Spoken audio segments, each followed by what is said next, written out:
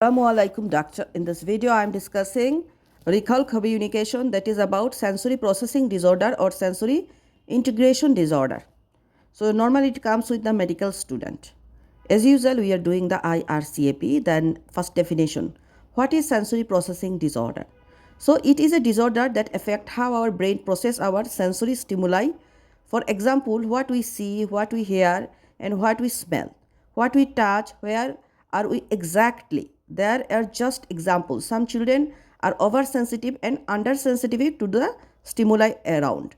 So normally what is sensory processing? Sensory processing, that when we exposed to any touch, like any warm environment, like any noise, smell, what happened, normally our body react occur.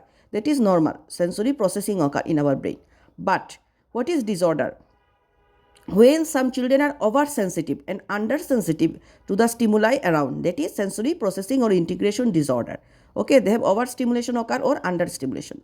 There are three types of sensory processing disorder. What are? Number one, sensory modulation disorder, that is under or over response to the sensory stimuli. Number two, sensory based motor disorder, that is a coordination and balance are affected. Then sensory discrimination disorder, difficulty in understanding the characters or environment. So three types we understand: sensory processing disorder, sensory modulation disorder, sensory modulation disorder, sensory based motor disorder, and sensory discrimination disorder. Sensory modulation disorder is under or over response. Sensory based motor disorder, coordination and balance. Sensory discrimination disorder is the understanding the characters of environment. There is difficulty occur.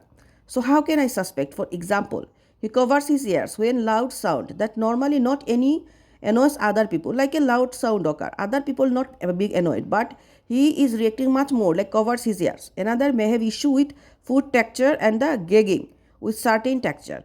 Like food, he overreactive occur in a certain food texture. Then cannot be touched enough, like you touch him, he vigorously react, cannot be touched enough. So is sensory processing disorder related to autism all the time? No. Some children have sensory processing disorder and also can be features of autism. So the medical student may be telling, I cannot tolerate loud noises. Does this mean I have sensory processing disorder? Actually, sensory processing disorder is a condition in childhood. But if this loud noise cannot be tolerated by others, so you do not have sensory processing disorder. But if you are annoyed with this sound, others know, so you may be sensitive to this sound, loud sound, but not sensory processing disorder. So what is the cause of sensory processing disorder? No one knows yet. Okay, so what is the treatment? The treatment is it is mainly multidisciplinary team. Occupational therapist is the main one of this team.